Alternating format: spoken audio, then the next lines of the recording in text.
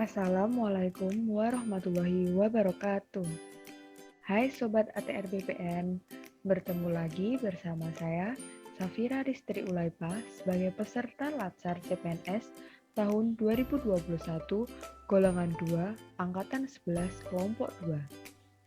Di video kali ini, kita akan membahas mengenai akuntabilitas, nasionalisme, etika publik, komitmen mutu, dan anti korupsi, atau yang sering disebut dengan aneka.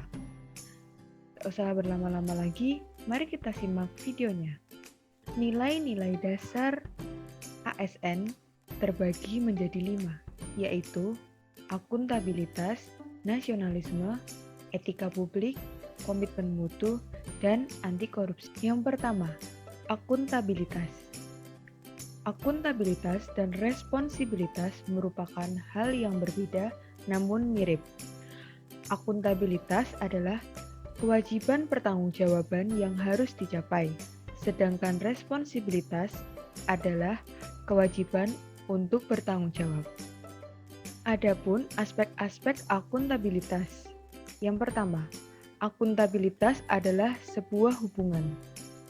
Hubungan yang dimaksud adalah hubungan dua pihak antara individu atau kelompok atau institusi dengan negara dan masyarakat. Oleh sebab itu, dalam akuntabilitas, hubungan yang terjadi adalah hubungan yang bertanggung jawab antara kedua belah pihak. Yang kedua, akuntabilitas berorientasi pada hasil. Hasil yang diharapkan dari akuntabilitas adalah perilaku aparat pemerintah yang bertanggung jawab, adil, dan inovatif. Yang ketiga, akuntabilitas membutuhkan adanya laporan. Laporan kinerja adalah perwujudan dari akuntabilitas. Dengan memberikan laporan kinerja, berarti mampu menjelaskan terhadap tindakan dan hasil yang telah dicapai oleh individu atau kelompok atau institusi, serta mampu memberikan bukti nyata dari hasil dan proses yang telah dilakukan. Keempat, akuntabilitas memerlukan konsekuensi. Akuntabilitas adalah kewajiban. Kewajiban menunjukkan tanggung jawab, dan tanggung jawab menghasilkan konsekuensi. Konsekuensi tersebut dapat berupa penghargaan atau sanksi. Dan yang kelima, akuntabilitas memperbaiki kinerja. Tujuan utama dari akuntabilitas adalah untuk memperbaiki kinerja PNS dalam memberikan pelayanan kepada masyarakat. Lalu, mengapa akuntabilitas penting? Akuntabilitas memiliki 3 fungsi utama, yaitu yang pertama, untuk menyediakan kontrol demokratis, yang merupakan peran demokrasi. Yang kedua, untuk mencegah korupsi dan penyalahgunaan kekuasaan, yang disebut dengan peran konstitusional. Dan yang ketiga, untuk meningkatkan efisiensi dan efektivitas, atau peran belajar. Akuntabilitas publik terdiri atas 2 macam, yaitu akuntabilitas vertikal dan akuntabilitas horizontal. Akuntabilitas memiliki 5 tingkatan yang berbeda. Akuntabilitas personal, akuntabilitas individu, kelompok, organisasi, dan akuntabilitas stakeholder. Mekanisme akuntabilitas. Agar tercipta lingkungan kerja yang akuntabel, kita harus menerapkan perilaku berjiwa kepemimpinan, transparansi, memiliki integritas yang tinggi, bertanggung jawab, menegakkan keadilan, membangun kepercayaan, memiliki prinsip keseimbangan, kejelasan, dan konsisten. Yang kedua, nasionalisme. Nasionalisme adalah suatu sikap politik dari masyarakat, suatu bangsa yang memiliki kesamaan budaya dan wilayah serta kesamaan cita-cita dan tujuan.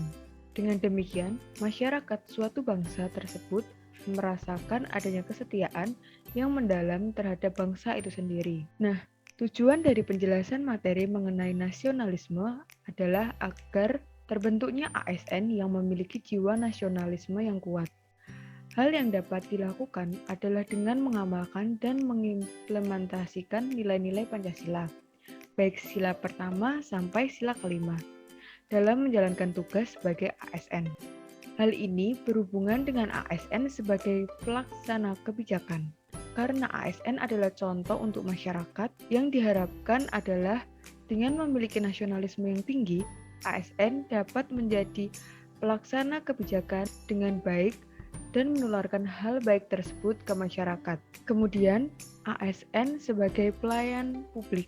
Hal ini artinya, sebagai pelayan publik, ASN diharapkan dapat memberikan pelayanan dan dedikasi yang tinggi kepada masyarakat, karena hal itu adalah tugas utama seorang ASN.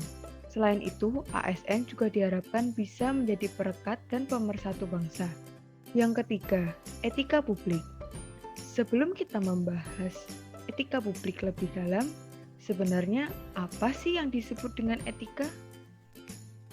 Etika dalam Kamus Besar Bahasa Indonesia artinya ilmu tentang apa yang baik dan apa yang buruk, dan tentang hak dan kewajiban moral atau akhlak. Etika publik merupakan refleksi kritis yang mengarahkan bagaimana nilai-nilai kejujuran, solidaritas, keadilan, kesetaraan, dan lain-lain dipraktekkan dalam wujud keprihatinan dan kepedulian terhadap kesejahteraan masyarakat. Sedangkan kode etik profesi dimaksudkan untuk mengatur tingkah laku atau etika suatu kelompok dalam masyarakat melalui ketentuan-ketentuan tertulis yang diharapkan dapat dipegang teguh oleh sekelompok profesional tertentu. Lalu, indikator etika publik. Sebagai ASN, kita harus menerapkan nilai-nilai etika publik dalam melaksanakan tugas. Apa saja yang termasuk dalam indikator etika publik? Yang pertama, bersikap jujur. Kedua, bersikap terbuka. Ketiga, bersikap tulus, bersikap sopan dan santun, bisa menjaga informasi yang bersifat rahasia, bersikap hormat, bertanggung jawab, dan yang terakhir adalah berperilaku adil. Komitmen mutu. Apa itu yang disebut dengan komitmen mutu? Komitmen dalam Kamus Besar Bahasa Indonesia berarti perjanjian atau keterikatan untuk melakukan sesuatu, kontrak. Sedangkan mutu, menurut Kamus Besar Bahasa Indonesia, adalah ukuran baik buruk suatu benda, kadar, taraf, atau derajat kepandaian, kecerdasan, dan sebagainya, kualitas. Jadi, komitmen mutu adalah janji pada diri kita sendiri atau pada orang lain yang tercermin dalam tindakan kita untuk menjaga mutu kinerja pegawai. Adapun 7 indikator nilai komitmen mutu, antara lain 1. Efektif. Efektif adalah upaya meningkatkan ketercapaian target atau tujuan yang telah ditetapkan. Yang kedua, efisien. Merupakan upaya meningkatkan ketepatan penggunaan sumber daya sehingga tidak terjadi pemborosan dan penyalahgunaan sumber daya serta penyimpangan prosedur. Yang ketiga, inovatif. Merupakan upaya untuk menemukan cara-cara baru yang meningkatkan nilai tambah atau kemanfaatan. Yang keempat, mutu. Merupakan upah untuk menyesuaikan kondisi dinamis yang berkaitan dengan produk, jasa, manusia, proses, dan lingkungan guna memenuhi atau bahkan melebihi harapan pihak pengguna. Yang kelima, adaptif.